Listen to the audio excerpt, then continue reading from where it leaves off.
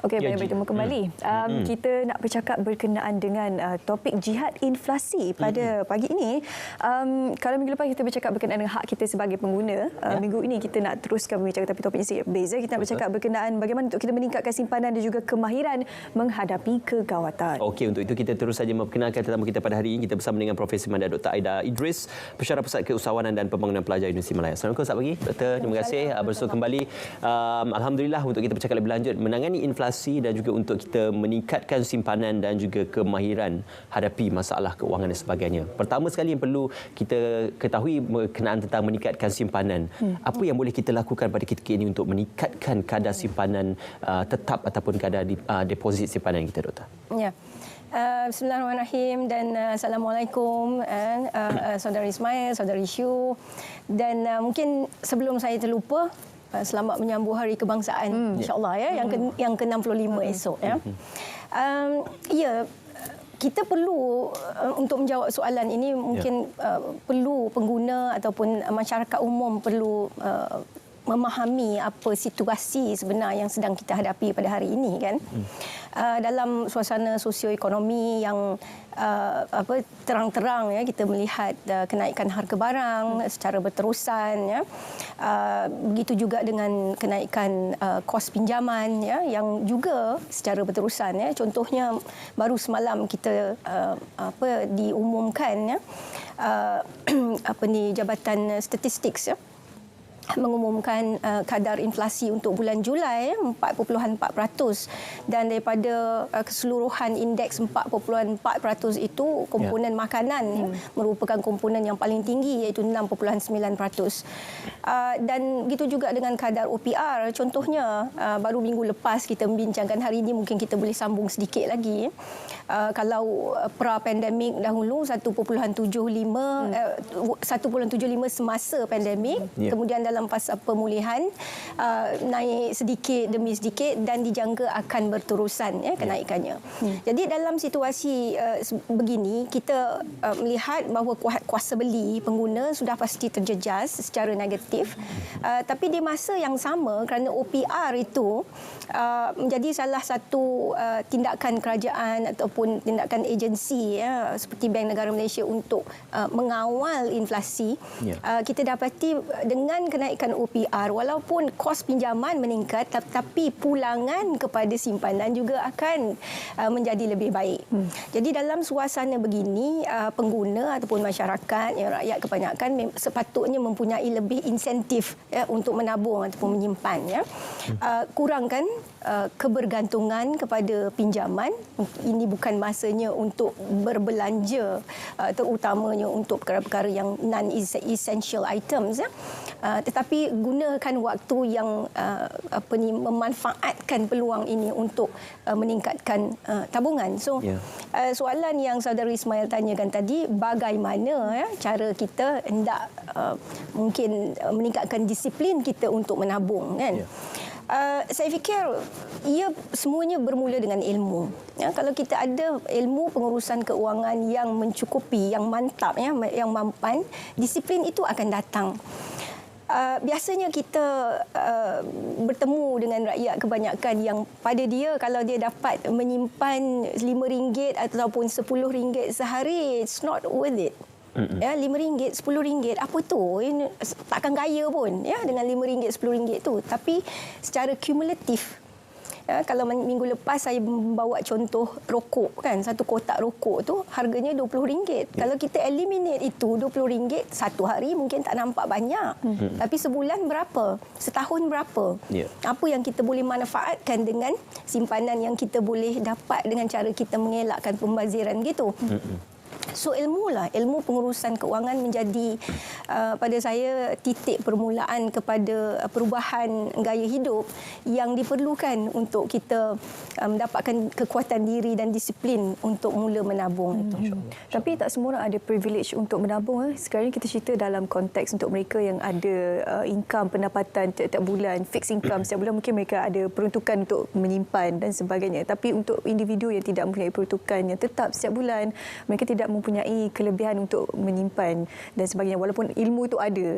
Jadi bagaimana, apa nasihat yang boleh disampaikan oleh Prof untuk mereka yang menghadapi situasi seperti ini? Mungkin dalam konteks ini saya suka berkongsi pengalaman khususnya micro entrepreneurs lah, usahawan-usahawan mikro, kerana ia cocok sekali dengan contoh yang saudari Shu sebutkan tadi, income yang tidak stabil, kadang-kadang ada, kadang-kadang tak ada.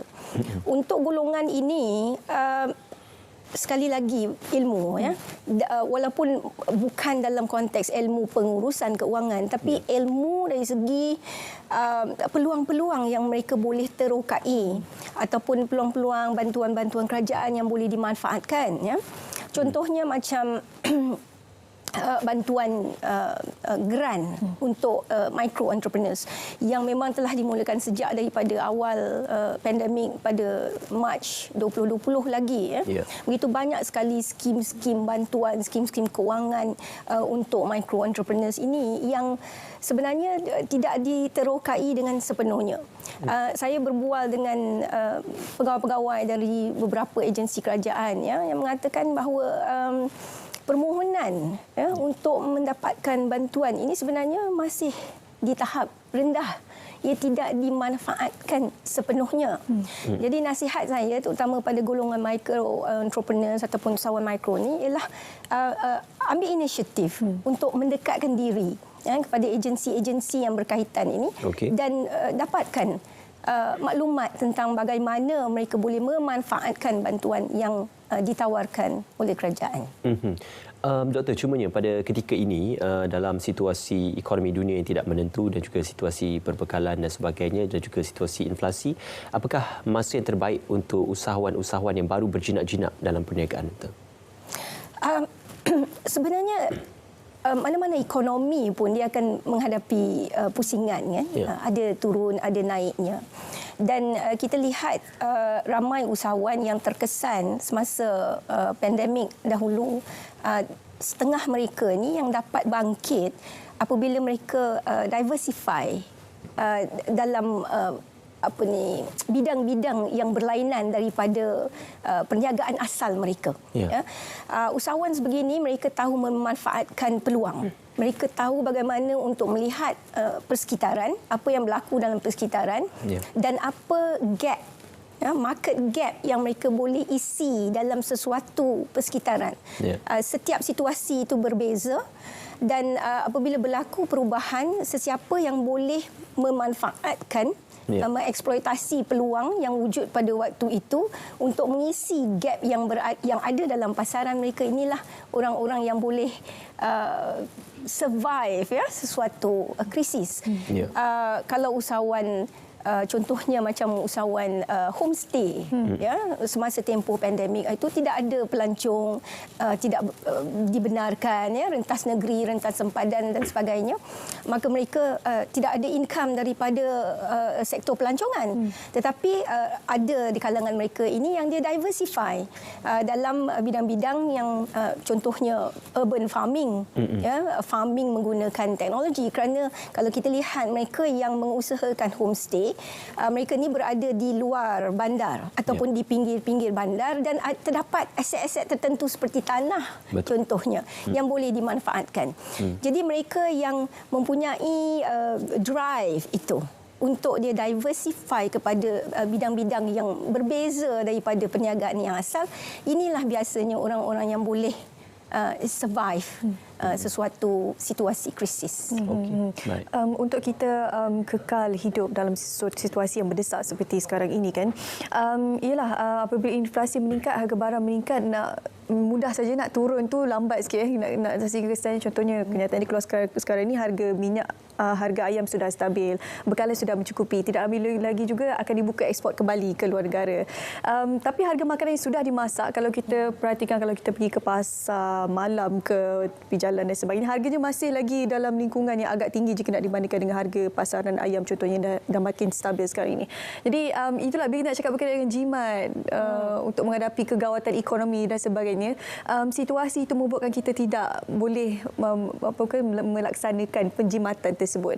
Jadi apa antara langkah-langkah lain yang kita boleh berikan kepada Persatuan Pemilik Malaysia untuk ialah menjimatkan kos pemakanan terutamanya? Okey.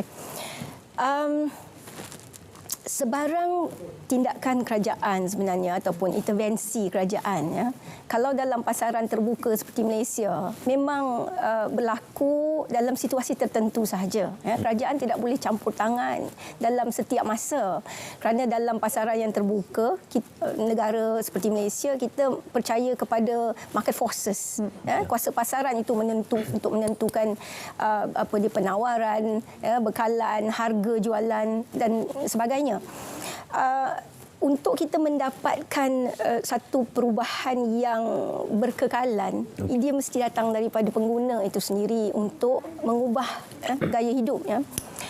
Kalau dalam konteks makanan, ya, saya suka sekali berkongsi satu fakta, ya, yang memang tidak dapat dinafikan, ya, pembaziran makanan. Malaysia merupakan salah satu daripada 10 negara di dunia yang paling banyak menghasilkan sisa makanan. 17,000 tan sisa makanan terhasil setiap hari di Malaysia ini. Jadi pokoknya kalau nak berjimat, kena kurangkan pembaziran. Betul. Kita ringkaskan pada pagi ini. Prof, terima kasih banyak. Itu saja kesempatan kita ada pada pagi ini sebenarnya untuk kita bercakap berkenaan topik terjad tangani inflasi. Macam mana kita nak meningkatkan simpanan juga mendapatkan kemahiran menghadapi kegawatan. Okey, kekangan keuangan sudah pastinya dihadapi oleh pelbagai pihak pada ketika ini, tetapi bagaimana kita bijak untuk menghadapinya. Dan kita nak berehat sekejap untuk kita berikan laluan kepada Met Malaysia untuk laporan cuaca. Selepas itu persembahan daripada artis jemputan kita pada pagi ini.